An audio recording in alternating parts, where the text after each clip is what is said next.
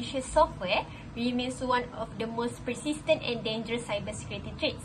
When an organization is affected, the impact can be severe, from operational disruptions and data breaches to financial losses and even long-term reputational damage.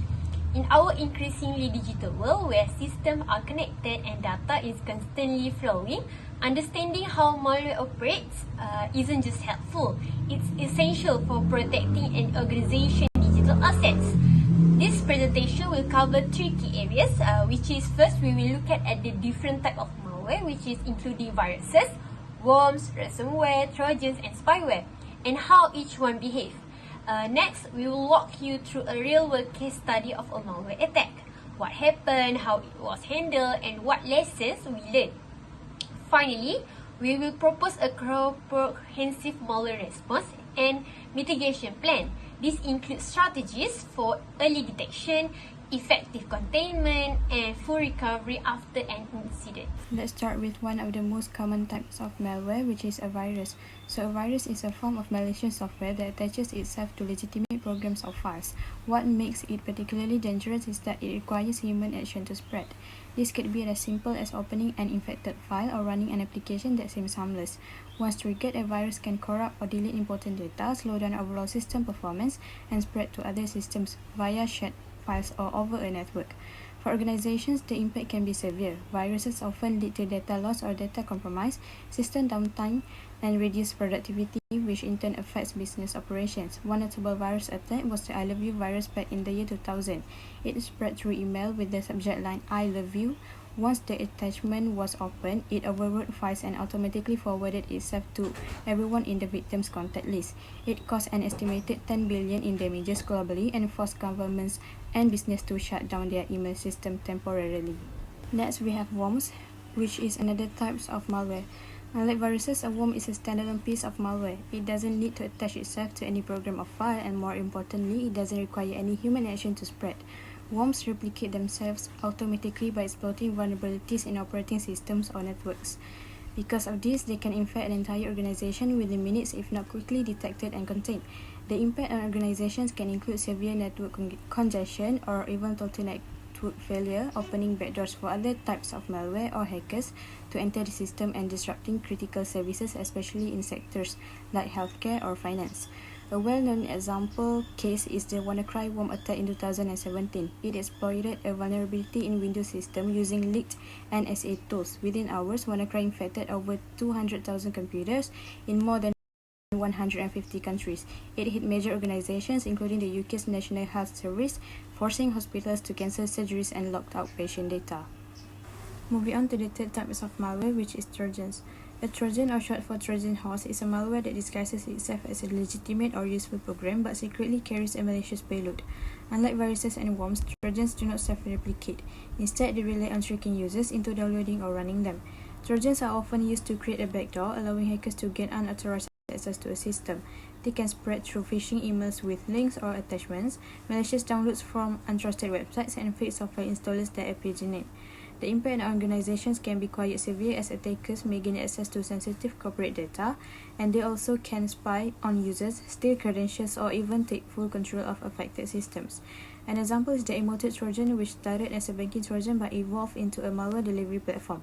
It was often spread via phishing emails disguised as invoices or shipping notices.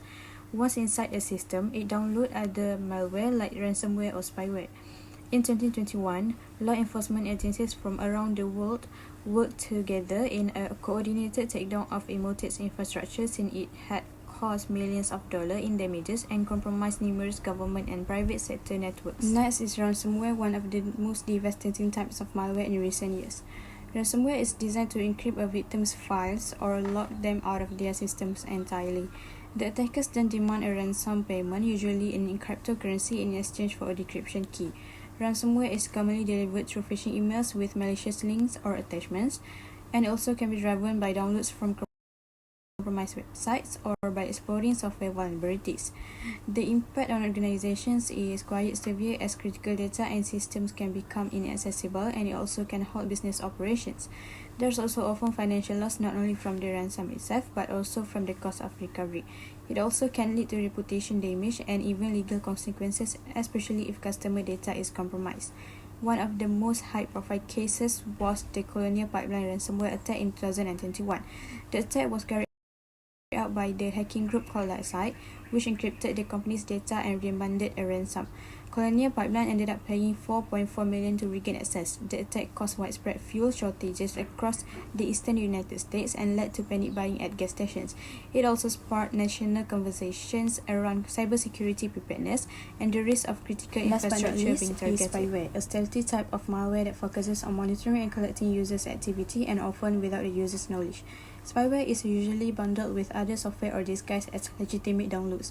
Once it is installed, it will silently run in the background and it will track keys through keyloggers, browsing habits to profile users, and even log in credentials, including usernames and passwords.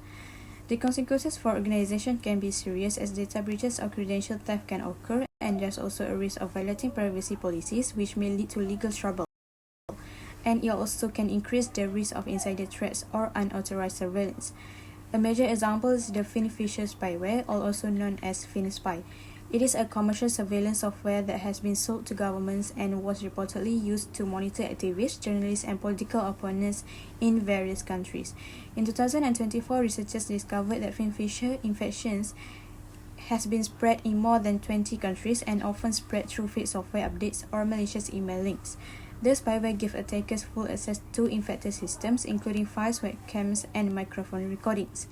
This shows how spyware can be used not just for data theft, but also as a tool for covert and surveillance and control.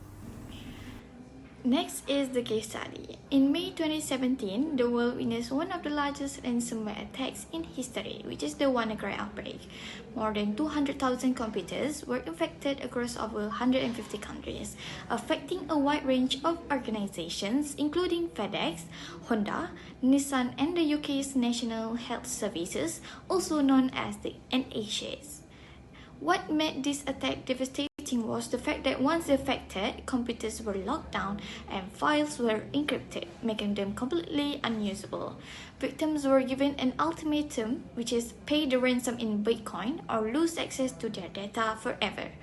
The worm-like nature of the malware allowed it to spread rapidly across networks. It used a powerful exploit called Internal Blue, which was originally a secret hacking tool developed by the US National Security Agency, NSA, but unfortunately this tool was stolen and leaked by a hacker group named Shadow Brokers, which allowed cybercriminals to use it for attacks like WannaCry.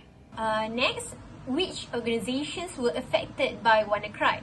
Okay, the first organization, which is Honda, that come from the Japan country. The impact from the WannaCry is Honda had to shut down its Sayama plant in Japan for one full day. This plant produced around 1,000 vehicles per day. The next organization is Nissan, also come from Japan. Nissan's UK manufacturing plant in Sunderland was affected. The company temporarily halted production to prevent the spread of the malware.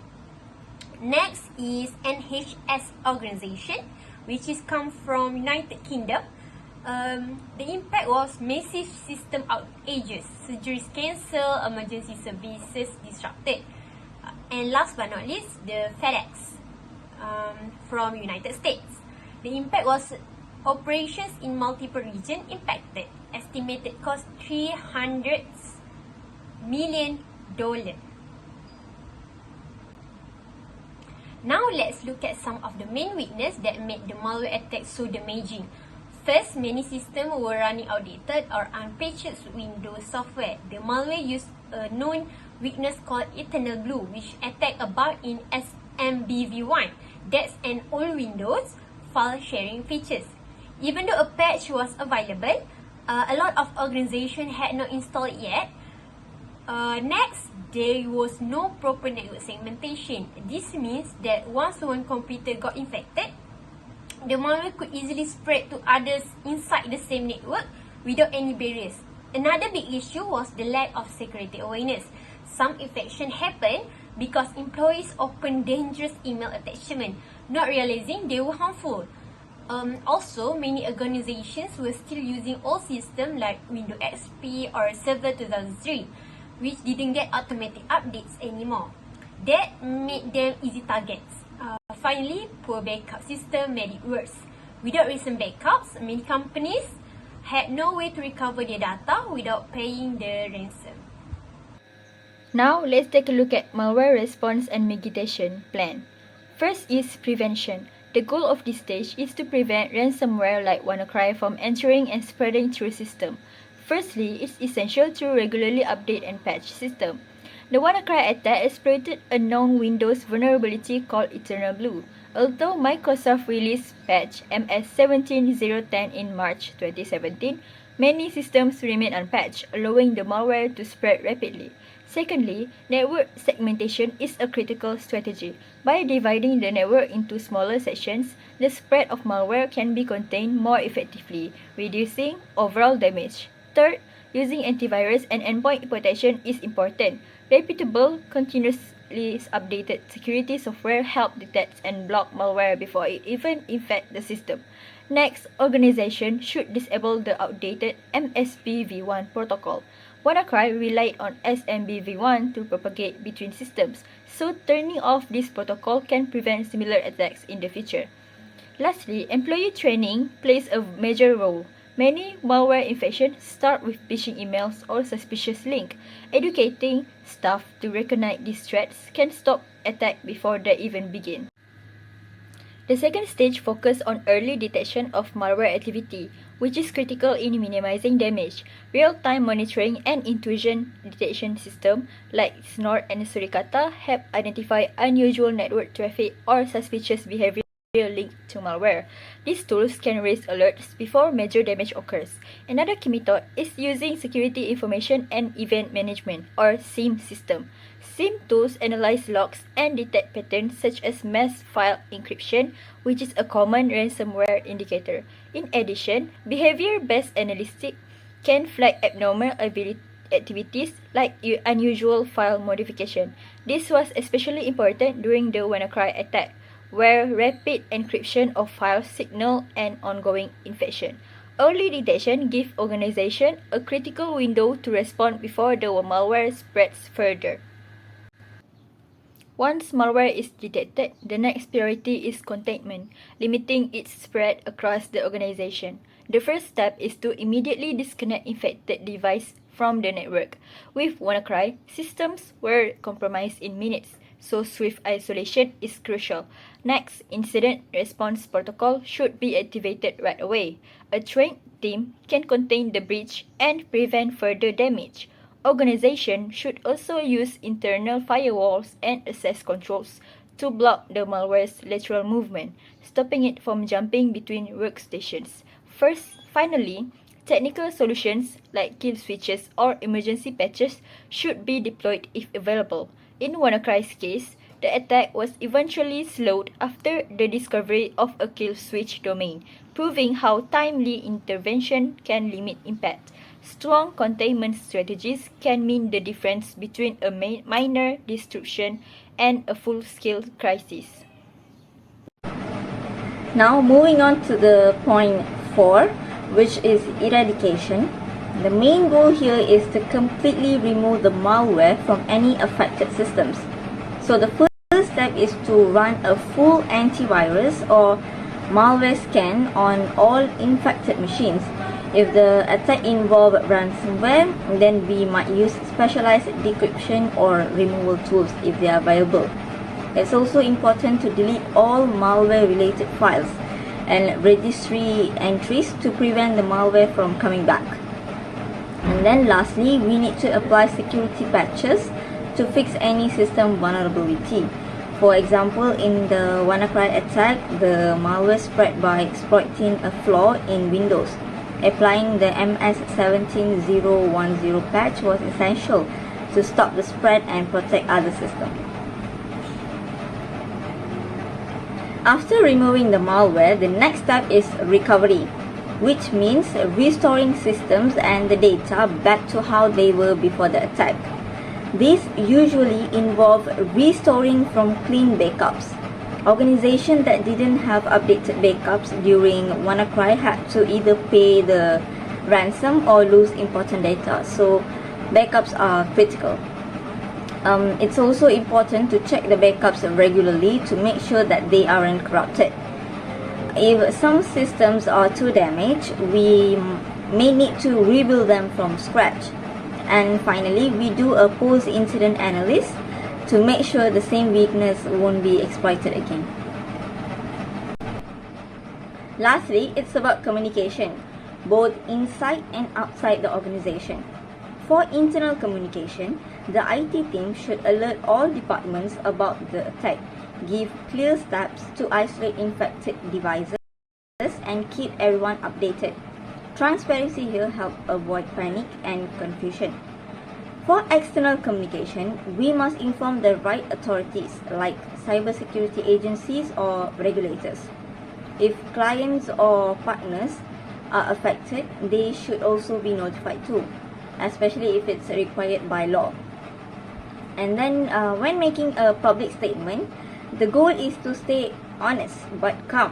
Avoid any languages that causes panic. Instead, focus on clear and confident messaging to help maintain trust during the crisis. To conclude, the WannaCry attack clearly shows us how fast malware can spread and how badly it can affect important services when systems are left unpatched and unprotected. It exposed some major weaknesses like using outdated software, poor network setup, and a general lack of user awareness. To prevent similar incidents to happen again, organizations need to complete malware response plan. This should include prevention, early detection, containment, eradication, recovery, and strong communication at every stage. At the end of the day, cybersecurity isn't just about fixing technical problems. It's about protecting sensitive data, keeping operationals running, and building long-term resilience against future threats.